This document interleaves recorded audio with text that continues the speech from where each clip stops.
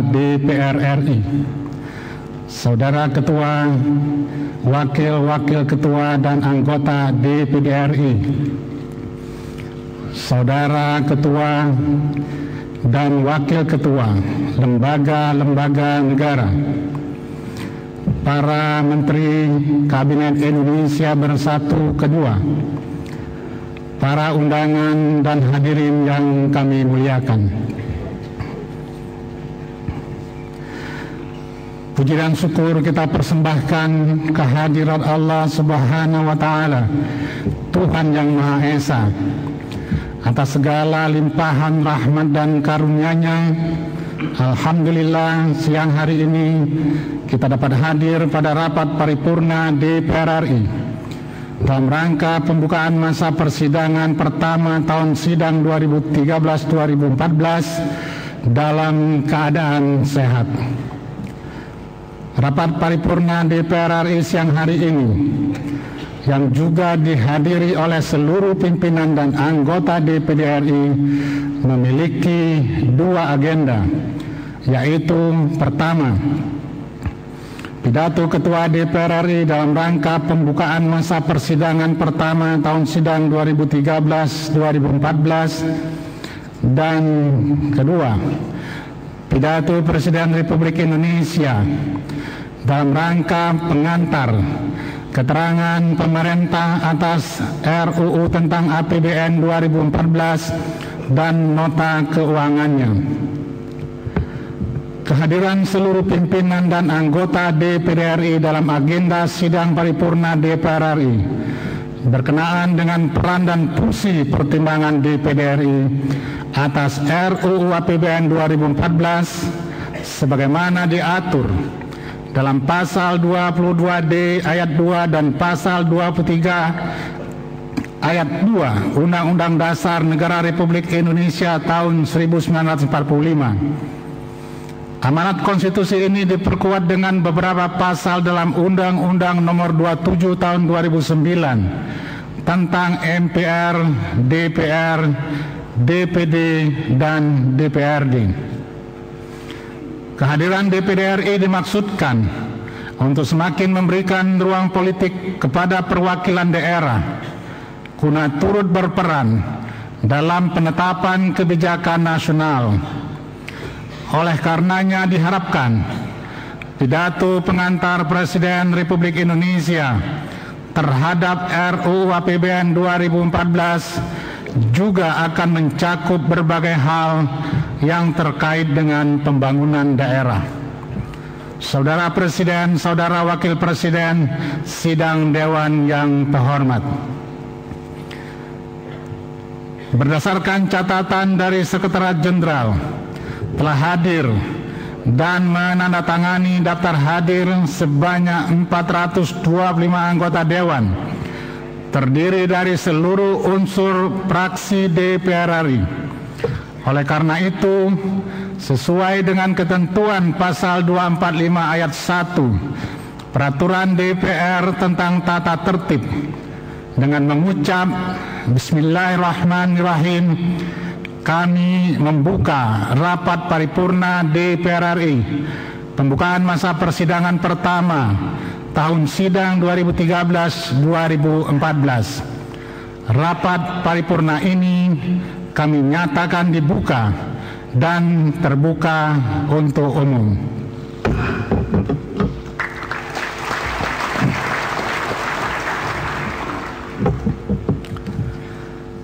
Saudara Presiden, Saudara Wakil Presiden, sidang Dewan yang terhormat. Mengawali pidato pembukaan masa persidangan pertama melalui forum yang terhormat ini, izinkan kami menyampaikan ucapan minal aidin wal faizin, selamat Hari Raya Idul Fitri 1434 Hijriah kepada Presiden, Wakil Presiden, pimpinan dan anggota lembaga negara, para Menteri Kabinet Indonesia Bersatu Kedua, dan seluruh rakyat Indonesia. Mohon maaf lahir dan batin. Semoga kita kembali kepada fitrah saling menguatkan silaturahmi antar sesama, meningkatkan kualitas kerja kita bagi kemuliaan bangsa Indonesia. Selanjutnya, izinkan kami memberitahukan kepada sidang Dewan yang terhormat beberapa surat masuk yang telah diterima oleh pimpinan DPR selama masa reses. Pertama, 4 buah surat masuk dari Presiden RI perihal pemberhentian dan pengangkatan Panglima TNI, permohonan pertimbangan kewarganegaraan Republik Indonesia yang diusulkan Menteri Pemuda dan Olahraga, permohonan pertimbangan bagi Duta Besar Luar Biasa Berkuasa Penuh Republik Argentina, Kerajaan Swaziland, Republik Slovenia, dan Amerika Serikat yang telah diproses pada masa reses persidangan keempat yang lalu sesuai dengan pasal 195 Tata Tertib DPR RI. Sedangkan permohonan pertimbangan bagi Duta Besar Luar Biasa dan Berkuasa Penuh Republik Afrika Selatan akan diproses lebih lanjut, dan 1 surat perihal usul calon Deputi Gubernur Senior Bank Indonesia. Kedua, surat dari Ketua DPD RI perihal penyampaian keputusan DPD RI tentang hasil pengawasan DPD RI atas pelaksanaan 6 Undang-Undang Republik Indonesia dan perihal pandangan DPD RI terhadap RUU tentang pertanahan. Dan ketiga, surat dari Komisi Yudisial Republik Indonesia perihal pengajuan nama calon-calon Hakim Agung. Surat-surat masuk tersebut akan diproses sesuai dengan prosedur dan mekanisme DPR RI. Sidang Dewan yang terhormat, pada masa persidangan pertama yang akan berlangsung mulai tanggal 16 Agustus 2013 sampai dengan 25 Oktober 2013, Dewan akan melaksanakan 3 fungsi utamanya, yaitu fungsi anggaran, fungsi legislasi, dan fungsi pengawasan, serta tugas-tugas lain yang ditentukan oleh peraturan perundang-undangan. Hari ini, sidang Dewan akan mendengarkan pidato Presiden Republik Indonesia dalam rangka pengantar keterangan pemerintah atas RUU tentang APBN tahun anggaran 2014 dan nota keuangannya. Tahapan ini telah didahului dengan penyusunan RAPBN 2014 dalam bentuk pembicaraan pendahuluan antara DPR dan pemerintah pada masa sidang keempat tahun sidang 2012-2013. Pokok-pokok pembicaraan meliputi kerangka ekonomi makro, pokok-pokok kebijakan fiskal, rencana kerja pemerintah 2014, dan rencana kerja anggaran kementerian lembaga 2014. Tema RKP tahun 2014 adalah memantapkan perekonomian nasional bagi peningkatan kesejahteraan rakyat yang berkeadilan dengan penekanan kepada penanganan 6 isu strategis. Sedangkan tema arah kebijakan fiskal pada tahun 2014 adalah memperkuat pertumbuhan ekonomi yang inklusif, berkualitas, dan berkelanjutan melalui pelaksanaan kebijakan fiskal yang sehat dan efektif. Sebagaimana diketahui bahwa anggaran pendapatan dan belanja negara merupakan instrumen untuk mengatur pendapatan dan pengeluaran negara dalam rangka membiayai pelaksanaan kegiatan pemerintahan dan pembangunan yang diarahkan bagi pertumbuhan ekonomi, meningkatkan pendapatan nasional, serta menentukan arah dan prioritas pembangunan. Sebagai instrumen, APBN bukan merupakan hasil akhir, tetapi sebuah proses yang dalam realisasinya perlu terus mendapat perhatian dan pengawasan dari para wakil rakyat untuk memastikan bahwa APBN telah dialokasikan tepat guna dan tidak menyimpang, serta dimanfaatkan sebesar-besarnya bagi kemakmuran rakyat. Pengajuan RUU APBN tahun anggaran 2014 oleh Presiden adalah dalam kerangka menjalankan 3 fungsi utama berkaitan dengan kebijakan fiskal, yaitu fungsi alokasi, fungsi distribusi, dan fungsi stabilisasi. Maka struktur APBN harus sehat dan berkesinambungan. 3 indikator APBN yang sehat dan berkesinambungan adalah: pertama, defisit yang harus terkendali menuju keseimbangan atau surplus. Yang kedua, keseimbangan primer yang harus terjaga positif. Dan ketiga, rasio utang yang cenderung menurun. Pengelolaan APBN yang sehat di samping harus memberikan prioritas pembangunan bagi tercapainya kemakmuran rakyat, juga perlu memberikan ruang atau fleksibilitas bagi pemerintah dalam menjalankan fungsi stabilisasi untuk mengantisipasi fluktuasi kondisi perekonomian nasional dan global. Namun sebagai konsekuensi dari konstitusi dan undang-undang mengharuskan persentase tertentu wajib dialokasikan dalam APBN. Mandatory spending ini meliputi alokasi anggaran pendidikan 20%, dana alokasi umum minimal 26% dari penerimaan dalam negeri neto, alokasi anggaran dana bagi hasil dengan perhitungan yang telah ditentukan, alokasi anggaran kesehatan sebesar 5% dari APBN, dan alokasi anggaran untuk otonomi khusus Provinsi Aceh dan Papua masing-masing sebesar 2% dari DAU nasional. Berkaitan dengan arah kebijakan fiskal, Dewan mengingatkan pemerintah agar terus berupaya mendorong pertumbuhan ekonomi yang berkualitas, harus terdistribusi dan dirasakan oleh seluruh rakyat di seluruh wilayah Indonesia. Dengan demikian, mampu mengurangi angka pengangguran dan kemiskinan secara signifikan. Dewan berpendapat target pertumbuhan ekonomi di atas 6% harus mampu memperkuat fondasi perekonomian nasional, meningkatkan kesejahteraan rakyat, serta mampu mendorong masuknya investasi asing jangka panjang. Investasi asing yang bersifat jangka pendek dinilai kurang signifikan bagi penguatan perekonomian jangka panjang karena setiap saat dapat ditarik keluar menjadi capital outflow.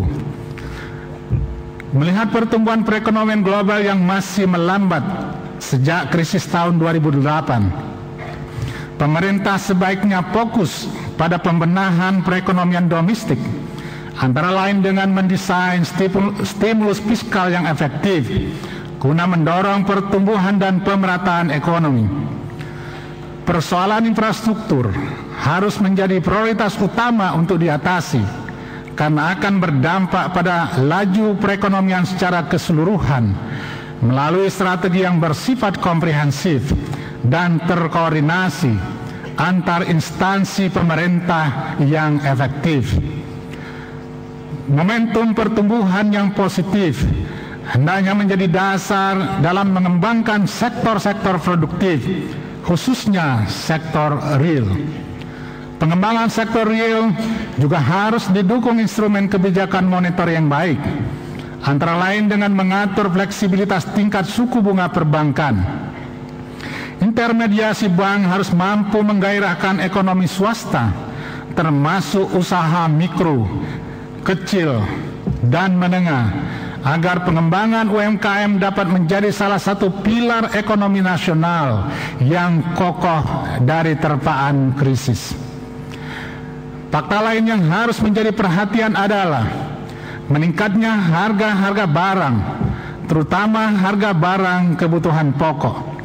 Dewan menyarankan agar peran Bulog diperkuat guna menstabilkan harga kebutuhan pokok. Sebagai gambaran, kita harus mencermati target inflasi kumulatif selama tahun 2013 yang semula disepakati 4,9% menjadi 7,2% hingga akhir tahun 2013.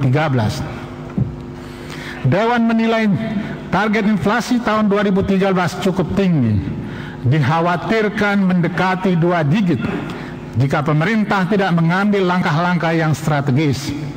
Psikologi pasar mengingatkan kita sulit untuk menurunkan harga barang yang tingkat elastisitas terhadap harga yang permintaannya tinggi. Fenomena ini terjadi terutama terhadap harga barang kebutuhan pokok. Hal lain yang menjadi perhatian Dewan adalah arah kebijakan belanja pemerintah pusat yang harus fokus pada program dan kegiatan yang produktif, seperti belanja modal untuk pembangunan infrastruktur, peningkatan kesejahteraan melalui subsidi non-energi. Pelaksanaannya harus diperhatikan dan dipantau secara menyeluruh sehingga mampu mendorong perekonomian dan pertumbuhan. Dari sisi pendapatan, Dewan mendesak pemerintah untuk meningkatkan penerimaan negara bukan pajak dari pengelolaan sumber daya alam. Dewan sangat mendukung kebijakan politik pemanfaatan sumber daya alam yang berorientasi pada peningkatan nilai tambah komoditi hasil tambang. Paradigma yang menggantungkan perolehan devisa dari ekspor komoditi primer, sumber daya alam harus segera ditinggalkan, sebab kekayaan sumber daya alam bersifat bisa habis dan tidak bisa diperbaharui. Saudara Presiden, Saudara Wakil Presiden sidang Dewan yang terhormat, dalam rangka pembahasan RUU APBN 2014, DPD RI memberikan beberapa pertimbangan yang berkaitan dengan pembangunan daerah, antara lain: pertama, bahwa selama kurun waktu 2010-2013 pertumbuhan ekonomi daerah amat bervariasi. Pertumbuhan ekonomi rata-rata selama 2010-2013 dari daerah-daerah kaya sumber daya alam amat rendah, jauh di bawah rata-rata nasional, seperti yang terjadi di beberapa daerah yang angka inflasinya lebih tinggi dari pertumbuhan ekonominya. Hal ini harus menjadi perhatian dalam penetapan kebijakan fiskal. Untuk itu, diharapkan dapat dilakukan penyempurnaan fiskal untuk tahun 2014 guna mengatasi masalah kemiskinan, pengangguran, dan kesenjangan antar daerah. Kedua, kebijakan desentralisasi fiskal yang dilaksanakan melalui anggaran transfer ke daerah merupakan instrumen fiskal yang harus dikelola secara optimal untuk mempercepat peningkatan kesejahteraan rakyat, produktivitas dan penguatan daya saing, percepatan pembangunan, serta mendorong pemerataan pembangunan di seluruh wilayah. Ketiga, penataan pengelolaan dana transfer ke daerah perlu diperbaiki sehingga mempunyai dampak nyata dan terukur bagi pengurangan kesenjangan fiskal, peningkatan kualitas pelayanan publik, daya saing, perluasan kesempatan kerja, pengurangan kemiskinan, peningkatan kapasitas aparatur pemerintah daerah, dan penerapan pengelolaan sumber daya alam berkelanjutan. Keempat, kesenjangan pembangunan antar daerah dan ketertinggalan daerah tertentu yang terjadi secara bertahap perlu diatasi dengan berbagai langkah yang terencana, sistemis, konsisten, dan berkesinambungan. Kelima, kebijakan fiskal ke depan sebaiknya mempertimbangkan antara lain aspek kewilayahan, jumlah penduduk, kapasitas daerah dengan target yang direncanakan dicapai untuk setiap tahunnya. Saudara Presiden, Saudara Wakil Presiden, sidang Dewan yang terhormat, pada masa persidangan pertama tahun 2013-2014 ini, Dewan akan melanjutkan pembahasan terhadap RUU tentang pertanggungjawaban atas pelaksanaan APBN tahun anggaran 2012. Sejak disampaikan pada masa sidang sebelumnya, Dewan mengkritisi laporan pertanggungjawaban pelaksanaan APBN tahun anggaran 2012, laporan keuangan pemerintah pusat yang sudah diaudit Badan Pemeriksa Keuangan. Opini wajar dengan pengecualian yang disimpulkan BP